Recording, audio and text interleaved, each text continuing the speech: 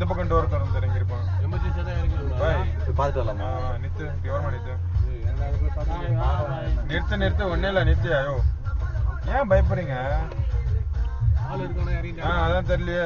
பாக்கலாம் இப்பதான் தெரியலையே. அதான்